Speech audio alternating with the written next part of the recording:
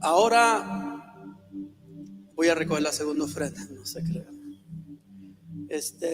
Solamente antes de pasar a la palabra del Señor, quiero recordarles que mañana de 9 a 12 estaremos en la iglesia de Stanton, que está en Garden Grove, en Buena Park. Es que ya estoy todo confundido.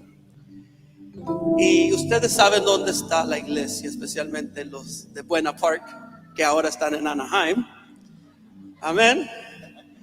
Pero lo bueno es que somos de Cristo, ¿no? Amén.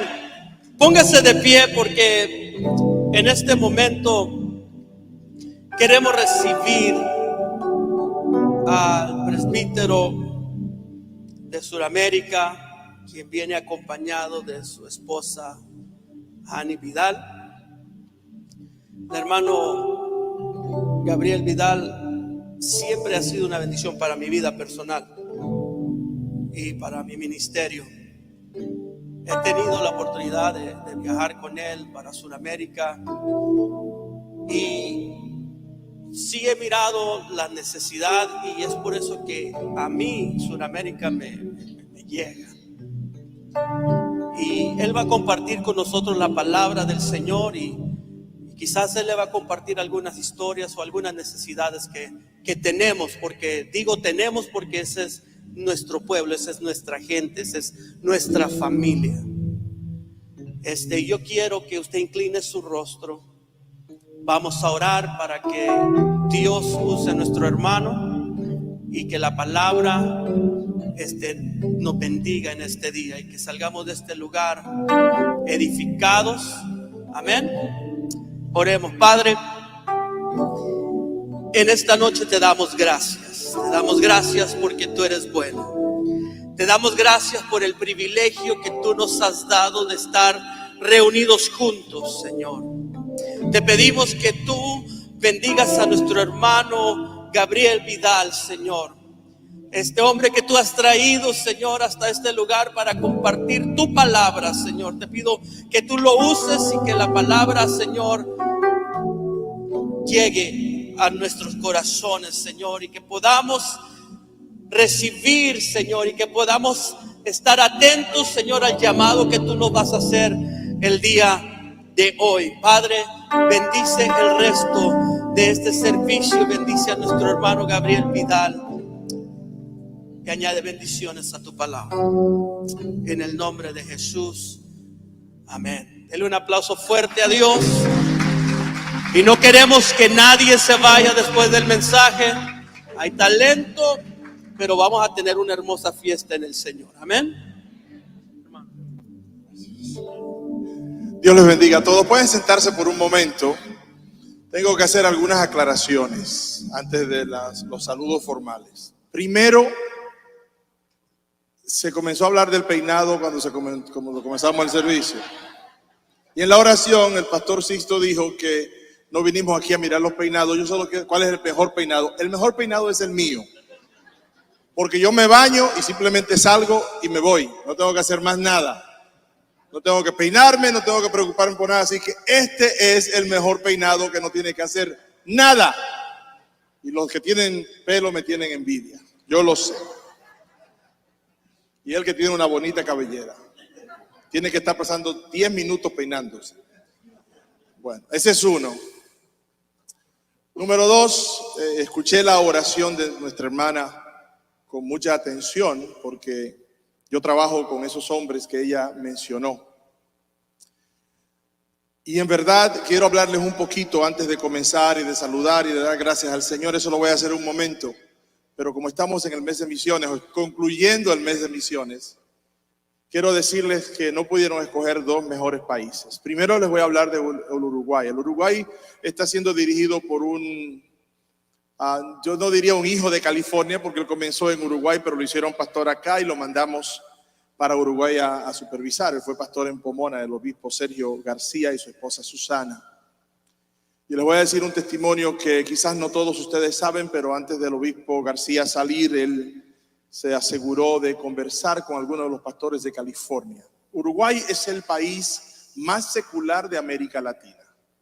Es el país con el más alto porcentaje de ateos en América Latina, que América Latina es creyente. No todos serán cristianos protestantes, pero que eso fue lo que Sixto trató de decir, cristianos protestantes, ¿verdad? Porque los católicos son muchos, hay mucha gente que cree en Dios, pero entre ese mundo de creencia en Dios, en María, en Jesucristo y todo lo demás está el país del Uruguay, el más ateo de todos. Ahí es donde no solamente la Iglesia de Dios de la Profecía ha tenido problemas creciendo porque la gente no cree y cada conversión es un milagro. Y porque hay pocas personas, cuando nombramos a Sergio en el Uruguay, habían menos de 100 miembros de 400 y tantos que había en los años 90. La iglesia había mermado por culpa de varios de nuestros líderes, tengo que ponerlo así. Habían menos de 100, hoy sobrepasamos los 250. Parece poco, pero para un país como ese son pequeñas victorias que celebramos. Pero por ser tan pequeño no habían recursos suficientes. La gasolina, si ustedes creen que la gasolina es cara aquí, ellos le llaman nafta, allí vale $7 el galón. Y eso se le añade a la pobreza, así que la Oficina Nacional no tenía suficiente dinero para gasolina y la ayuda que le mandamos de la Oficina Internacional no era suficiente para el supervisor hacer su trabajo. Pero al salir el obispo García de acá, un año antes, habló con algunos pastores de California que han seguido siendo fiel y durante el mes de misiones han permanecido con Uruguay, y gracias al esfuerzo de varias iglesias en este estado, Uruguay tiene dinero para la gasolina, para enseñar, para plantar iglesias, para dar estudios de liderazgo, porque ellos tienen que prepararse mejor, y han ayudado a personas a graduarse con maestrías en las escuelas que tenemos en América del Sur. Así que gracias, hermano Pruitt, por permitir que ese programa siga, y gracias a esas iglesias aquí en California que contribuyen con el Uruguay. Gracias a ustedes, ellos tienen una mejor vida. Venezuela. En Venezuela está Luis López. Luis Gómez. Y de hecho la inspiración del mensaje de hoy viene de uno de los pastores de Venezuela. En Venezuela $1 vale, 400,000 bolivianos. Un pastor gana $5 bolivianos es bolívares. Bolívares fuertes le llaman, pero no, de fuerza no tienen nada. De fuerza no tiene nada. Es el país con la devaluación más alta en el mundo. Nuestros pastores ganan $5 al mes. Y Dios es tan bueno que iglesias en Estados Unidos han estado colaborando, pero ya el fondo estaba bajando, ya nos quedaba poco dinero para seguir, porque la Iglesia de Dios de la Profecía, a través de las misiones, ha estado ayudando a los pastores de Venezuela, subsidiando a los más pobres, dándole $10. Ellos ganan 5, le damos 10, 15 y $20, y es más de lo que ellos reciben en la iglesia local, porque son 100 y pico de pastores que tenemos allá. Y cuando se nos está terminando el dinero, me escucha el supervisor de Carolina del Norte hablar de que los pastores ganan de entre $2.50, el que más gana $5 quizás.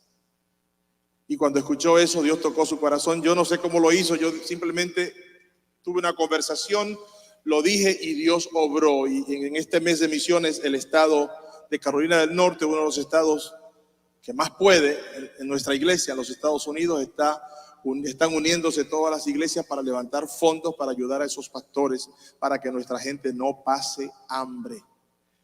El asunto de Venezuela es el hambre, pero la iglesia ha estado creciendo como ninguna otra. Nosotros hemos aumentado de 2.500 miembros en el 2010 a más de 7.000, 8.000 para el día de hoy. En medio de la pobreza y en medio del dolor, Dios se está manifestando, la gente se está salvando. Por eso necesitamos, y no estoy levantando ofrenda para Venezuela, Carolina del Norte lo está haciendo. Gloria a Dios por eso. Pero Dios ha provisto de fondos para ayudar a esos pastores, porque si esos pastores pueden comer y sus familias pueden predicar, y si pueden predicar, la gente se va a salvar. Y ese es el fin de todo lo que nosotros hacemos, que el mundo sea salvo. En el momento que la iglesia pierde el enfoque de que el fin nuestro es que el mundo sea salvo, dejamos de ser iglesia de Cristo y nos convertimos otra cosa. En el momento que la iglesia se interesa solo en enriquecer a su pastor, como hacen los neopentecostales, dejamos de ser la iglesia de Cristo. Cuando la iglesia solo piensa en enriquecerse ella, dejamos de ser la iglesia de Cristo. Así que Dios ha sido bueno. Oraron por 2 países que verdaderamente necesitan oración. Y los otros también. Gracias por esa poderosa oración, hermana. Conmigo está mi esposa, que no es que ella sale mucho conmigo. Tenemos niños, uno de 11 y una de 18. Yo acabo de cumplir 18 años y me estoy acostumbrando a la idea de que la muchacha es adulta. Así que ya tengo mi escopeta preparada para cuando vayan. No. Pero mi esposa Hani, ponte de pies. Eso es lo que ella quiere que se... Si la pongo a hablar, me gano un divorcio. Gracias por estar aquí, Hani. Un placer estar aquí con el obispo Pruitt, de la hermana Diana. Mi respeto y honores a ustedes por estar con nosotros y por permitirme también venir aquí a California. Y agradezco, por supuesto, a Raúl Carrasco, que desde hace muchos años lo conozco, ha estado ayudándonos allá en traducción. Tenemos que llevarlo a predicar también. Y gracias por la invitación y los pastores de este distrito. Ustedes me confunden con los nombres de las ciudades y todo eso. Así que de este distrito, gracias por permitirme volver. Esta es la segunda vez que vengo. Primero a través de David y ahora a través del supervisor de distrito. Bien. Quiero compartir el tema la fe que es inquebrantable. Hay un hermano en Venezuela, uno de esos pastores que gana $2-3 al mes. Tiene una familia ya grande. Se llama Elier Jiménez. Elier Jiménez es pastor en Maracaibo. Cuando tú le preguntas a Elier Jiménez a las 7 de la noche, ¿cuántas veces has comido hoy? Me dice, una sola vez. Tuve la suerte de comer una sola vez. Yo espero que esté haciendo mejor. A él le estamos ayudando, pero no es suficiente como quiera. Una sola vez. Elier, yo tengo una foto que no pensé hacerlo. Tengo una foto de Elier hace 10 años y tengo una foto de Elier hace 2 años. Y había rebajado mucho porque no está comiendo bien. No es que no solamente puede tener a veces dinero y no hay comida. Y ojalá, esto está en el internet. No me van a dejar entrar a Venezuela. Cada vez que Elier me escribe, yo estaba buscando el teléfono antes de subir, pues dije, déjame ver la frase que él repite constantemente. Cada vez que Elier me escribe, me dice, Dios es fiel. A pesar de que parece que Dios los ha abandonado, Elier dice, Dios es fiel. A pesar de que come una sola vez al día muchas veces, Elier escribe todos los días, Dios es fiel. A pesar de que tiene que ir en bicicleta a otra iglesia porque pastorea 2 iglesias, se va en bicicleta, él dice, Dios es fiel. A pesar de las libras que ha perdido, él dice, Dios es fiel. Dios no es solo fiel cuando nos beneficia. Dios no es solamente fiel cuando nos da riquezas. Dios no es solamente fiel cuando abastece, llena, lo cubre, suple nuestras necesidades. Dios es fiel a pesar de lo que nos dé. Cuando hablamos de una fe inquebrantable o cuando hablamos de la fe, estaba buscando una anécdota hoy que había escuchado otro día y lo encontré y encontré una anécdota de hace muchos años. Hudson Taylor es el misionero por excelencia de la China. Hoy hay más de 40 o 60 millones de cristianos en la China y es posible que todos se relacionen con Hudson Taylor. Y dice una anécdota de él cuando él iba viajando hacia la China, parece que por primera vez iba en un barco de velas. Mientras se acercaba a una península, a la península de Malay, en la isla de Sumatra, él está en la parte de abajo en su habitación y el capitán toca la puerta de la habitación y él la abre y le dice, ¿tú eres cristiano? Le dice, sí, yo soy cristiano. Es que no hay viento y nos estamos acercando a una isla de caníbales. Y si llegamos ahí nos van a comer. Y le dice Hudson Taylor, ¿qué tengo yo que ver con eso? Dice, yo quiero que tú ores a Dios. Él le dijo, Hudson Taylor le dice, bueno, ve y levanta las velas, porque como no hay viento, bajan las velas. Ve y levanta las velas. El capitán le dice, pero si levanto las velas, entonces los tripulantes van a pensar que estoy loco. Él dice, ve y levanta las velas y yo voy a orar.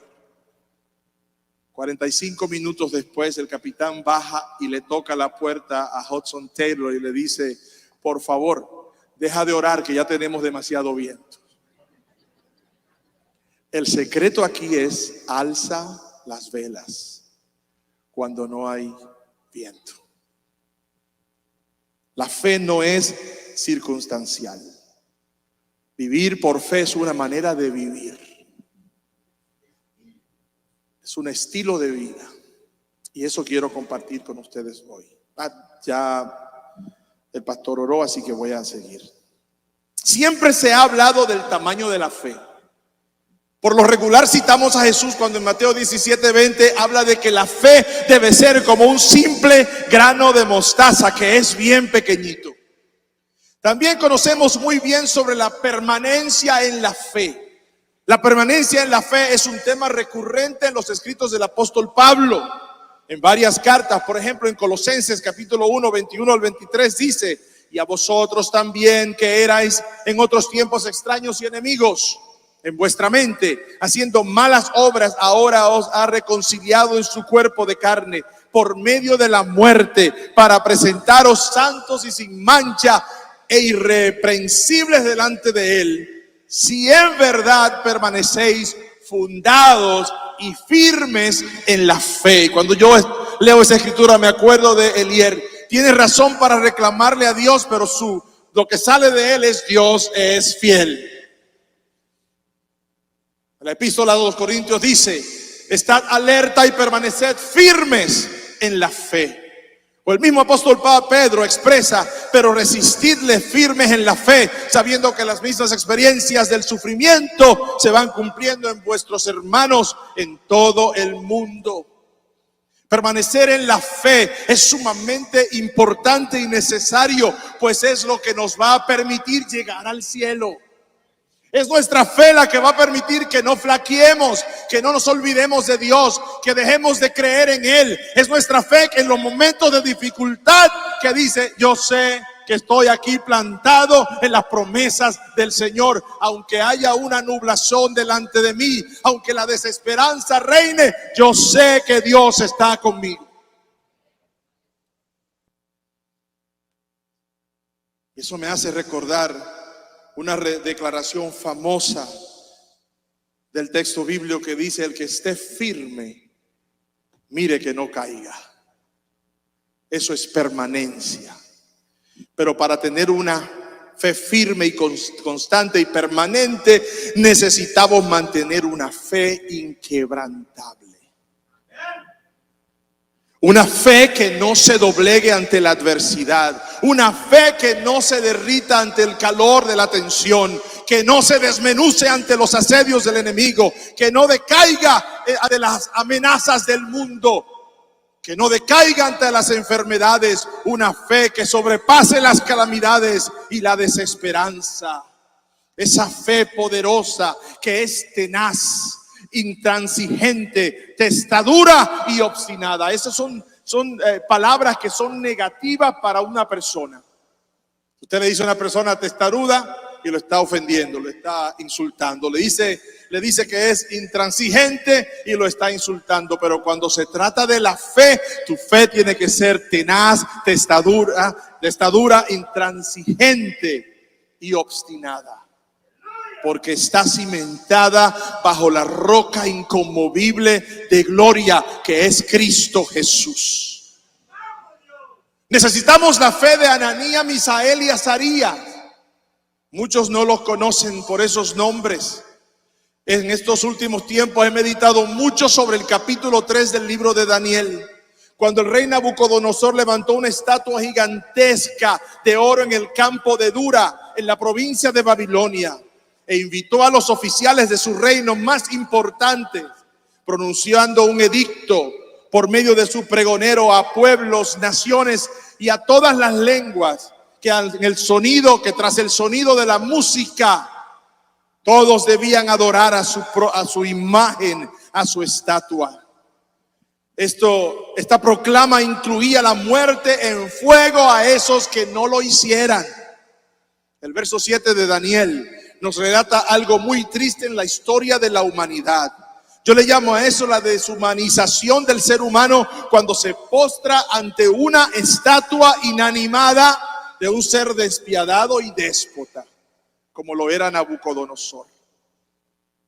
El texto dice: por lo cual, al oír todos los pueblos el son de la bocina, de la flauta, del tamboril, del arpa, del salterio, de la zampoña y de todos los instrumentos de música, todos los pueblos, naciones y lenguas se postrarán y adorarán la estatua de oro que el rey Nabucodonosor ha levantado. Esto quiere decir que el mundo prácticamente, porque era el imperio babilónico, se doblegó ante el poder del déspota de Nabucodonosor, más bien ante su imagen.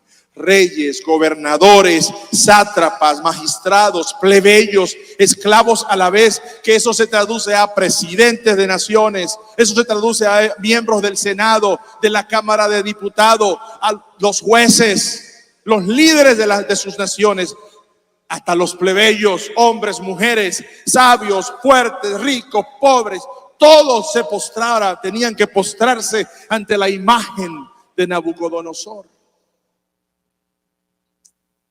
Sin embargo, había un pueblo que poseía un secreto que luego se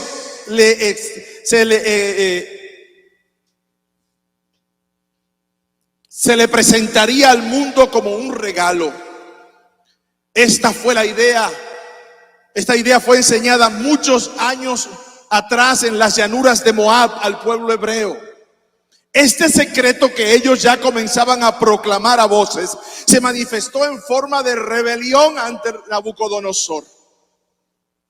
Cuando se le presenta a estos jóvenes hebreos adorar a la imagen del rey, se acuerdan de unas enseñanzas que le enseñó Dios al pueblo, como repito, en las llanuras de Moab. Esta declaración proviene, repito, del Dios de los hebreos, que estableció una idea inaudita para los pueblos paganos a través de los siglos. La idea era: oye Israel. El oye Israel es un llamado a atención. Esto quería decir: presten mucha atención, Israel, porque lo que te voy a decir es de suma importancia para tu vida, para el futuro de tus hijos, para el futuro del mundo. El oye Israel fue un llamado que se le acercó a la mente de los jóvenes hebreos en Babilonia, cuando se les informó que tenían que adorar a una estatua inanimada del rey. El oye Israel declara que el Señor, nuestro Dios, uno es, que en verdad significa: el Señor, nuestro Dios, es el único Señor. No hay otro Dios. Usted ve en el Antiguo Testamento muchos lugares donde habla Dios es superior a los otros dioses. Los que están pronunciando eso están equivocados. Dios no es superior a los otros dioses. No hay otros dioses. Cuando celebraba el pueblo, nuestro Dios le ganó a Baal y por eso nuestro Dios es grande. Dios no le ganó a Baal. Baal nunca existió. Este conocimiento estaba impregnado en la mente de estos jóvenes. Solo al Dios de Israel servirás y adorarás, y a nadie más. Cuando el emperador obliga a los pueblos del mundo a postrarse ante su imagen, los hebreos se niegan a hacerlo y lo hacen entendiendo muy bien las consecuencias. La noticia llega a Nabucodonosor por los espías que merodeaban, que vivían alrededor de la vida cotidiana en el imperio. Esa gente siempre tiene espías, escuchando lo que dice el pueblo y lo que hace el pueblo. Y se le acercan al rey, al oído del rey, y le dicen: hay unos varones judíos, los cuales pusiste sobre los negocios de la provincia de Babilonia. Uno de ellos se llama Sadrach, que significa amigo del rey. El amigo del rey estaba desobedeciendo. Otro se llamaba Mesac, que significa invitado del rey. El invitado del rey estaba desobedeciendo. Y Abednego era el tercero, siervo de Nebo, el Dios que ellos servían. Estos varones, oh rey, no te han respetado, no adoran a tus dioses, ni adoran la estatua que tú has levantado. El texto dice que Nabucodonosor se enfureció y los mandó a llamar. Yo sé que muchos conocemos esa historia. El rey, después de mandarlos a llamar, les hizo las preguntas del lugar, incluyendo la amenaza pautada para esos que no obedecían. La respuesta de Ananías, Misael y Azarías, que fue, repito, el nombre que le dieron sus padres, el nombre hebreo de ellos, no el de esclavos, es un ejemplo indiscutible de una fe inquebrantable. Ellos se paran ante el hombre más poderoso del mundo de su tiempo. No había nadie con más poder y no había nadie que tuviera, aparte del Dios de los cielos, más poder, un hombre con más poder que Nabucodonosor. Se paran delante de él, aparentemente, según su expresión, sin miedo, y le dicen: no es necesario que te respondamos sobre esto. He aquí nuestro Dios, a quien servimos, puede librarnos del horno de fuego ardiendo. De tu mano, oh rey, nos librará. Eso fue un atrevimiento. Pero es el mismo caso que viven personas como Eliel. Ellos están en una circunstancia muy peligrosa. Pueden morir, van a ser asesinados. Pero este tipo de fe es imposible de romper. Y es el tipo de fe que necesitamos nosotros el día de hoy para lograr los propósitos de Dios sobre nuestras vidas y sobre nuestras iglesias.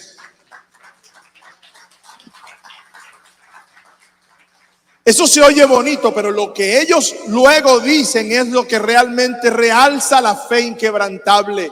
Cuando le responden: y si no nos libra nuestro Dios, sabemos que nuestro Dios nos puede librar, pero si no nos libra nuestro Dios, oh rey, que no serviremos a tus dioses, ni tampoco adoraremos la estatua que has levantado. Oswald Chambers, un evangelista bautista de Escocia, dijo lo siguiente: fe para sacarme de mi tribulación no es fe en Dios. Usted sabe que hay mucha gente que tiene fe cuando está atribulado. Hay gente que tiene mucha fe cuando se enferman sus familiares. Hay gente que tiene mucha fe cuando no tienen trabajo. Hay gente que tiene mucha fe cuando las cosas están difíciles. Pero cuando consiguen el trabajo, ya no necesitan de la fe. Cuando el familiar Dios lo sana, ya no necesitan más de fe y de Dios. Cuando las cosas se ponen buenas, ahora van a disfrutar lo que ellos han recibido y se olvidaron de las promesas que le hicieron al Señor. Esa no es una fe inquebrantable. Una fe inquebrantable es la que dice: fe para sacarme de mi tribulación no es fe en Dios. La fe significa que aunque me saque o no, seguiré creyendo que Dios es amor. Algunas cosas solamente se aprenden en el horno de fuego, dijo Oswald. Algunas cosas solamente se aprenden en el horno de fuego. ¿Estás en el horno de fuego? Aprende a tener fe. ¿Estás en los momentos mejores de tu vida? Mantén la misma fe. ¿Te falló todo y parece que el mundo se te viene encima? Permanece siempre en la fe. Hace unos años yo tuve que transicionar de un trabajo que tenía en Cleveland. Y tuve que dejar un trabajo, dejarlo, y me dediqué al pastorado. Estábamos plantando la primera iglesia hispana en Cleveland. Todavía, ahí es que yo voy, todavía.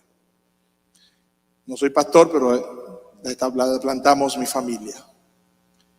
Y la iglesia estaba comenzando. ¿Y qué pasa cuando una iglesia está comenzando? No hay dinero. Tuve la fortuna hasta de perder libras. Yo no sé qué me pasó. Pasamos un poquito de hambre y mi hija acababa de nacer y no teníamos dinero ni para la leche en algún momento. Pero Dios siempre me socorrió.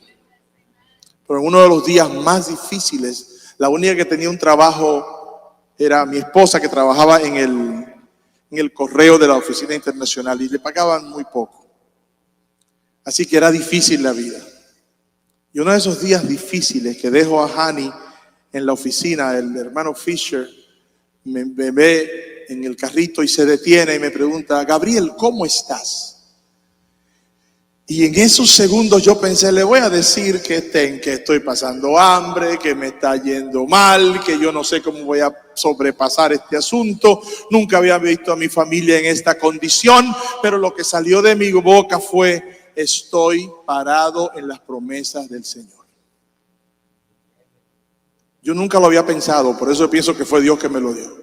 Y de ahí en adelante comenzó mi vida a cambiar, porque esa pregunta y esa respuesta me comenzaron, cada vez que yo pensaba flaquear, decía: estoy parado en las promesas del Señor. Cuando no había esperanza, estoy parado en la promesa del Señor. Cuando no había nada en la nevera, estoy parado en la promesa del Señor. Cuando no tenía leche para darle a mi hija, estoy parado en las promesas del Señor. Y estoy parado en las promesas del Señor hasta que las promesas del Señor me bendijeron. Y si vuelvo a pasar por lo mismo, seguiré como estoy hoy, parado en las promesas del Señor.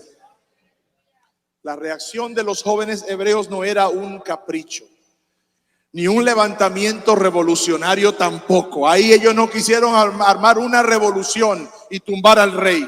Era simplemente la convicción de hombres que sabían la verdad de las cosas. Solo al Señor tu Dios adorarás, no levantarás imágenes delante de Él. Y eso era lo que ellos creían y estuvieron dispuestos a entregar sus vidas por eso. Estos mandatos resonaban en la mente de estos jóvenes lo suficientemente fuerte como para retar al emperador y exponer sus vidas al castigo mortal que les esperaba. Si usted sigue en la historia continúa muy bonita. Es que sí los amarran. Dice el texto que busquen a los más fuertes y los amarran de pie y de mano y los cargan esos fuertes, y cuando abren la puerta para tirarlos al horno de fuego, es tan fuerte el fuego que se queman lo que los tira, pero logran tirarlos. Pero los que se quedaron a observar a la distancia cómo se quemaban, observaron la esperanza de Dios en ellos, porque cuando miraron decían: entraron 3 y hay 4, y el número 4 se parece al Hijo del Altísimo. Porque en los momentos más difíciles de la vida, si prestas atención, el Hijo del Altísimo va a estar contigo. En los momentos difíciles de la vida, cuando no hay esperanza, búscala, que Dios está presente. Él no nos desampara. Él está siempre, Él es el Dios que está presente. Escuché a un comentarista hace 2 días diciendo, queriendo hacer un buen comentario sobre Dios. Dios está muy lejos, pero es alcanzable. Yo digo, no, Dios no está muy lejos. Dios está aquí. Dios está presente. Dios no está lejos en los momentos buenos. Dios no está lejos en los momentos malos. Dios está ahí mirando lo que está pasando. Aprende la lección y regocíjate en la esperanza de gloria. Por mucho tiempo, en el mundo occidental hemos vivido bien. Hemos proclamado que somos gente de fe y que nuestro Dios es todopoderoso. Lo declaramos en los cultos, lo hemos declarado en las iglesias. Es fácil, muy fácil declarar que Dios es poderoso cuando todo está bien. Pero ahora estamos viviendo en un tiempo donde aparentemente las mañanas perdieron su esperanza. Dijo Isaías: el Señor me ha abandonado, el Señor se ha olvidado de mí. Y me parece escuchar a Job diciendo: ¿dónde estás, Señor? Parece que Dios se ha olvidado de nosotros. No vale la oración, súplica o ruego. Nuestra gente sigue muriendo. La semana antes pasada, o hace 3 semanas, perdimos el último obispo aquí en los Estados Unidos por el COVID. Hay gente que cree que el COVID terminó. Pero Tito Caicho, Temístocles Caicho, pasado supervisor de España y del Uruguay, perdió su batalla contra el COVID hace unas 3 semanas. Por más que oramos, por más que intentamos, Dios no lo curó. Sin embargo, estos son los tiempos apropiados para ver si en verdad tenemos la fe inquebrantable y poderosa que hemos estado proclamando todos estos años en la iglesia. Este virus no hace acepción de personas y dada la oportunidad nos ataca sin piedad como si fuera el dueño y señor de nuestras vidas. El largo tiempo de bonanza se ha despejado y ahora nos encontramos en medio de una nube turbulenta y angustiante donde estamos descubriendo si lo que hemos proclamado lo hemos hecho de corazón o ha sido una declaración de labios. Mucha gente ha dejado de venir a la iglesia, conversamos. Mucha gente se ha descarriado, se ha quedado en sus casas. Muchas gentes que han perdido familiares por quienes han orado, se han muerto y ahora no creen en Dios porque Dios no los escuchó. Como tú decías, Sixto. No son fe, esas no eran fe inquebrantable. En nuestra iglesia ya hemos perdido cerca de 800 miembros y ministros en el mundo. Eso parece poco para lo que se ha perdido, pero esta iglesia es pequeña y yo digo que un pastor vale mucho porque hay que prepararlo. Es como un soldado élite. Yo me pasé el año pasado y parte de este año rogándole a los pastores de América del Sur con los que yo tengo que tratar que se cuiden, que íbamos a salir de esto, pero tenían que cuidarse. Parece que ni las declaraciones de los llamados profetas de hoy ha funcionado. De hecho, los profetas de hoy están bien calladitos en estos días. Ni los decretos de una llamada autoridad territorial de algunos que se llaman a sí mismos apóstoles. Hubo uno que dijo: a esta ciudad no llega el coronavirus, y rompió el récord de coronavirus de muerte. Entonces usted es un mentiroso. Entonces, ¿qué nos resta a nosotros los que vivimos, los que servimos al único Dios, que es el mismo Dios de Ananías, Misael y Azaría? Nos queda someternos, sostenernos, como les dije anteriormente, en las promesas del Señor y nada más.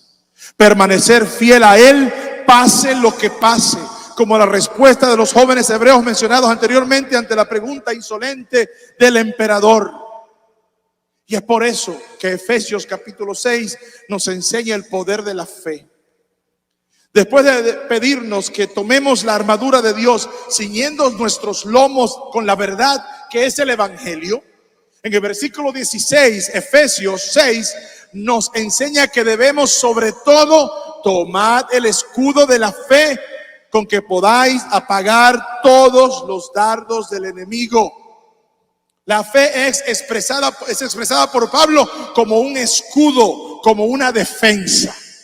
De hecho, el escudo es el arma más antigua que existe, según los historiadores. El escudo tiene 2 funciones importantes. Una es para protegerte y otra es para ir a la ofensiva.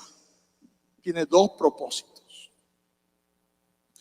Si en un campo de batalla en la antigüedad tu escudo se rompía, se te caía o lo perdías, te podías considerar un hombre muerto. Sin el escudo no te podías defenderte de la espada del enemigo y eventualmente te iban a traspasar. El escudo era de mucha importancia Por eso el apóstol Pablo, creo yo, usa el escudo como el ejemplo de la fe.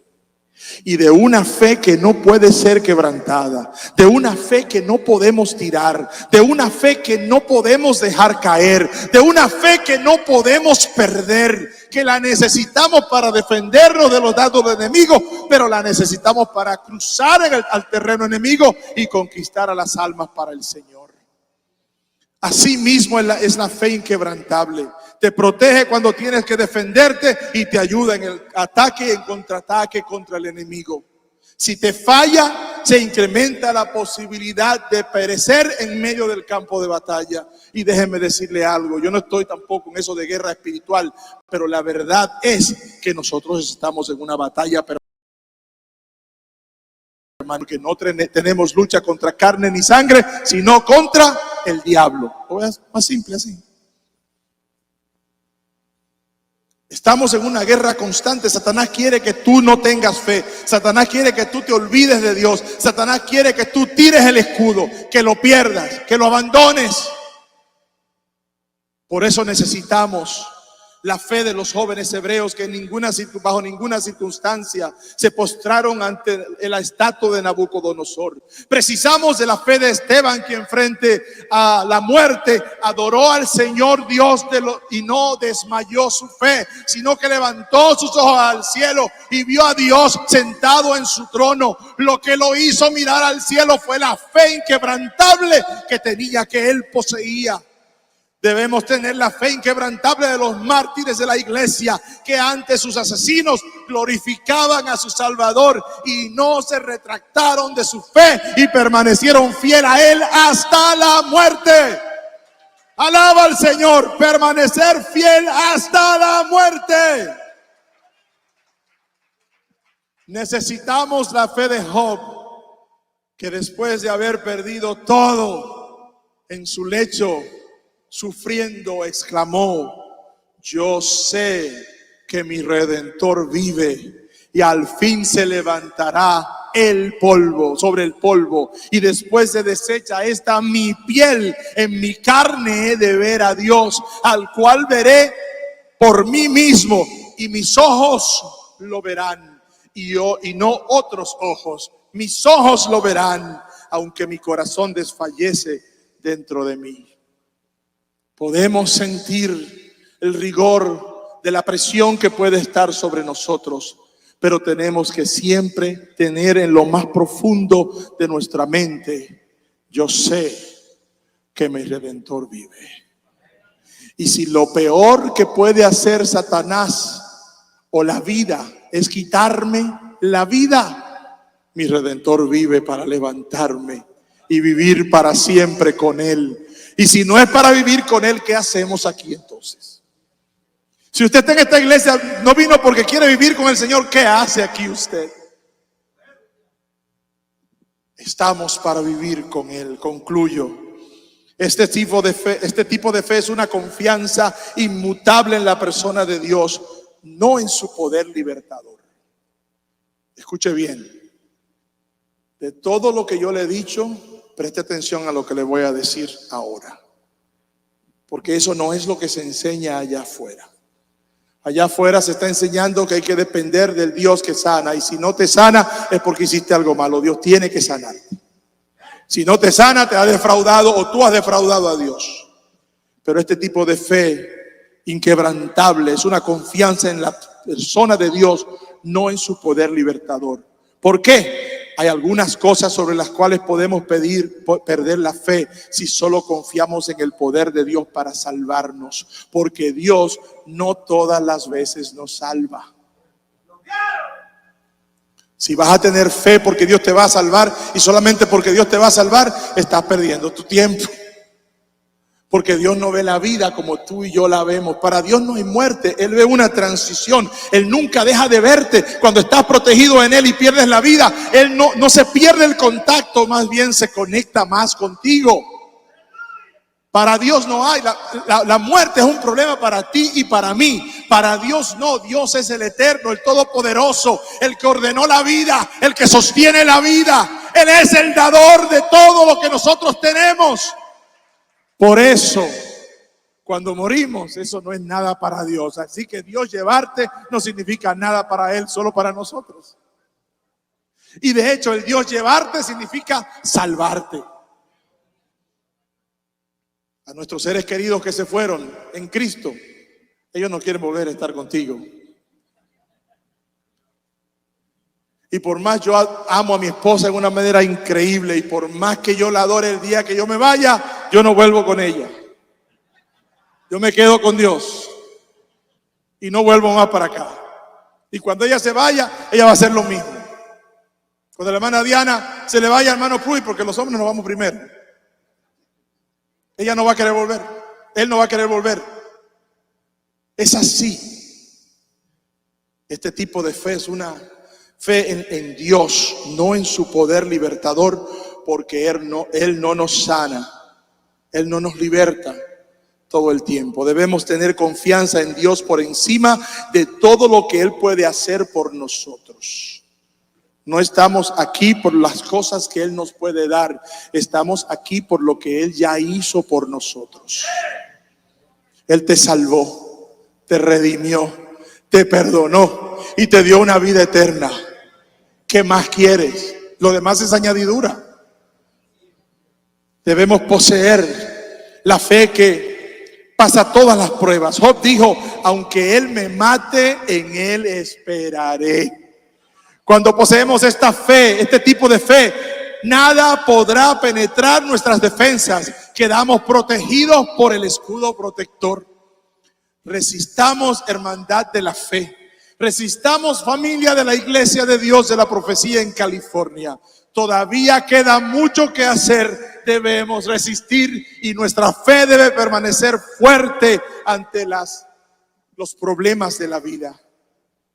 Permítanme concluir de una manera diferente. Le voy a pedir a los músicos si pueden venir. Permítame concluir con las estrofas de un precioso himno de Sabine Baring Gould del siglo XIX, que lamentablemente ya no cantamos en las iglesias. El tema del himno está tomado del Nuevo Testamento y se refiere a la idea de que el cristiano es un soldado para Cristo. Está basado este himno en Timoteo capítulo 2 Timoteo 2:3. Tú pues sufre penalidades como buen soldado de Jesucristo. Fue escrito para alentar a los cristianos en sus continuas batallas personales y en medio de las fuerzas del mal en la persecución. Pues entendemos que somos soldados del Señor. Y el canto tiene que ver con que no podemos abandonar nuestra fe. Y este canto de Sabine Baring Gould, los más antiguos se van a identificar con él. Es posible que los jóvenes no, es una gran pérdida. Firmes y adelante, huestes de la fe.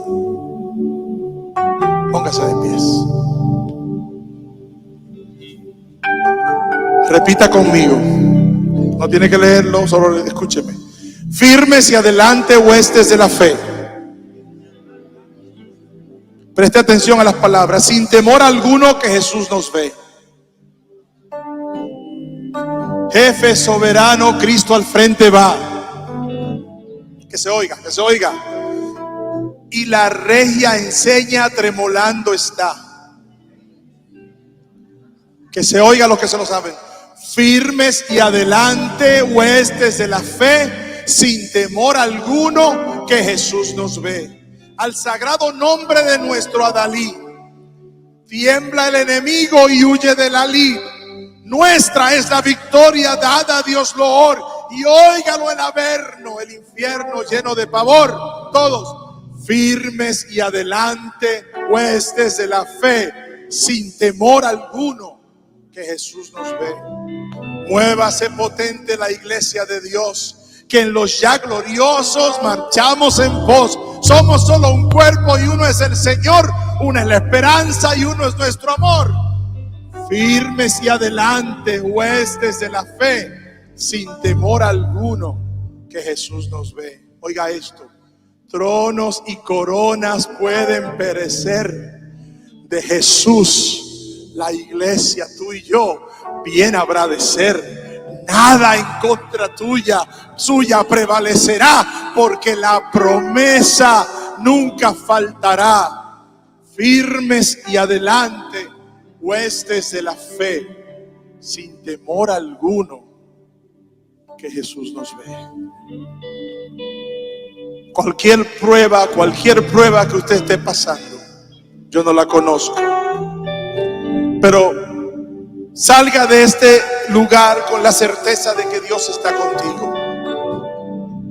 Y en los momentos difíciles que te atormente la vida, recuerda mantener esa fe, que es la fe que te lleva al cielo, que es la fe que te saca de los problemas, que es la fe que te ayuda a vivir día a día. Hay tanta gente que se suicida en el mundo a diario porque pierde la fe. Hay tanta gente que se descarría, se va al mundo porque pierde la fe. La fe es la base de todo lo que nosotros hacemos, pues nuestra creencia en el Señor Jesucristo es lo que nos hace levantar todas las mañanas y decir: victoria en Cristo. Dios me ha sido fiel.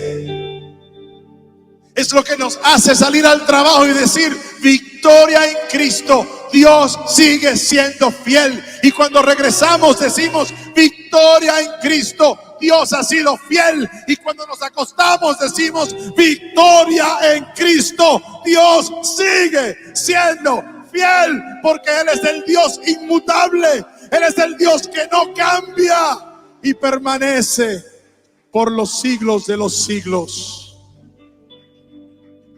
Si alguien tiene alguna necesidad y su fe le está fallando, quiero orar por usted.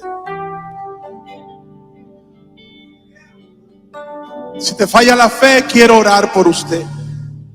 Si tienes un familiar enfermo, quieres que Dios lo sane.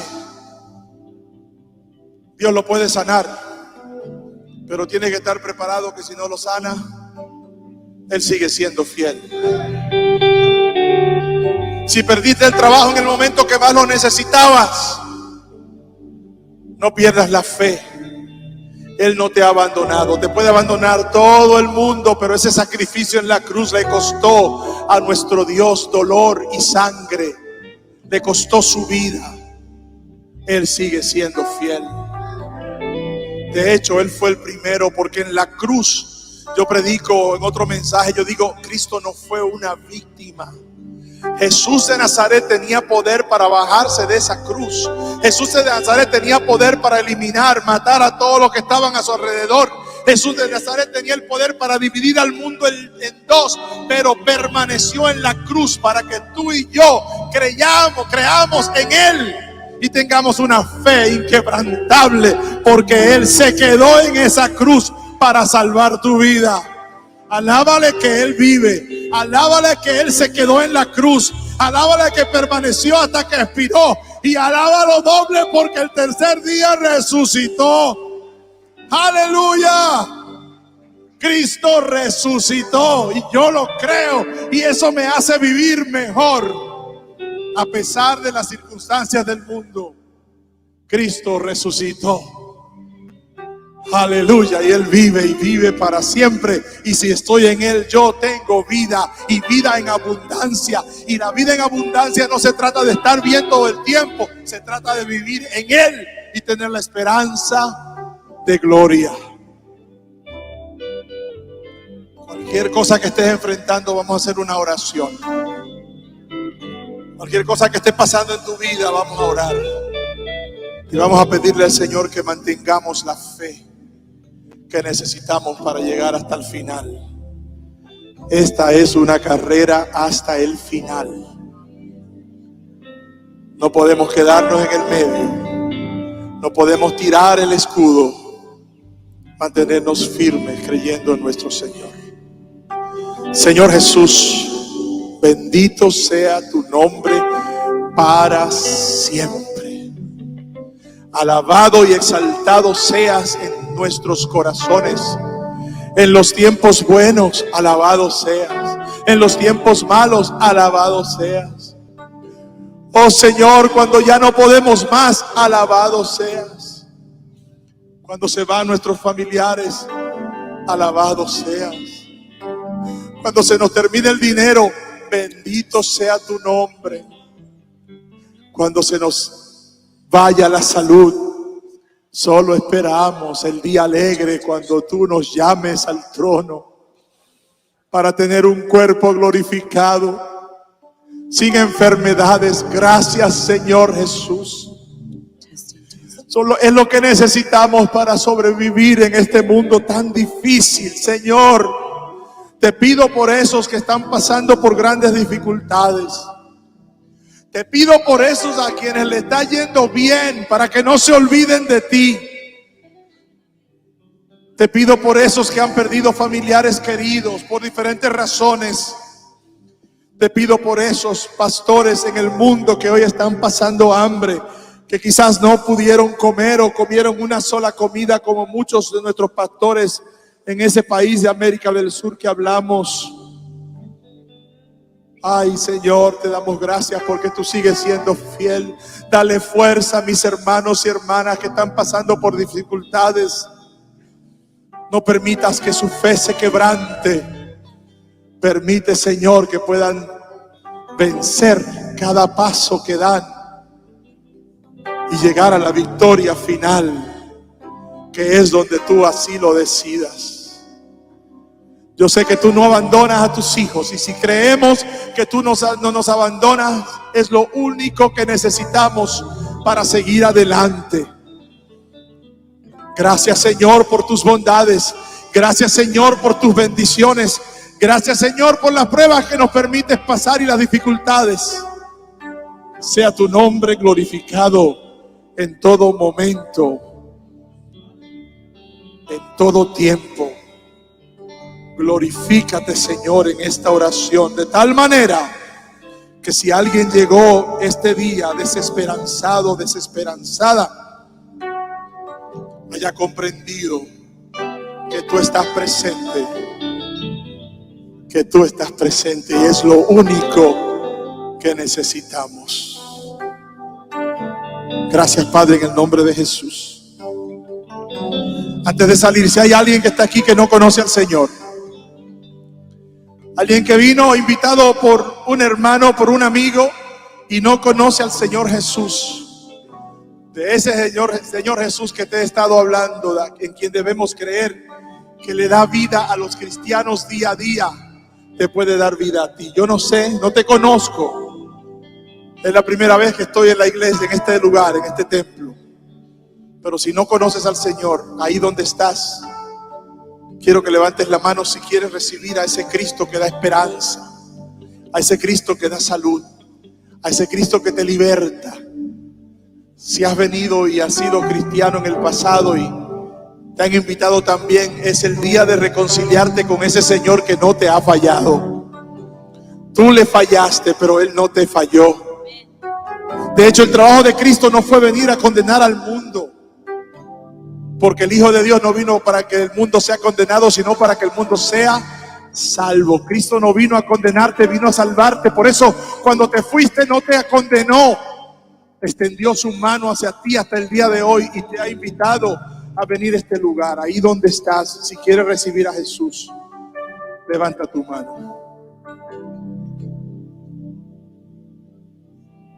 Y si no, que el Señor te siga bendiciendo. Permanezcamos en esa fe inquebrantable de los hebreos durante el tiempo de Nabucodonosor. Permanezcamos con la fe de Esteban, con la fe de Abraham, con la fe del apóstol Pablo y con la fe de tantos que entregaron sus vidas por la causa del evangelio. Que Dios te bendiga, que Dios te guarde.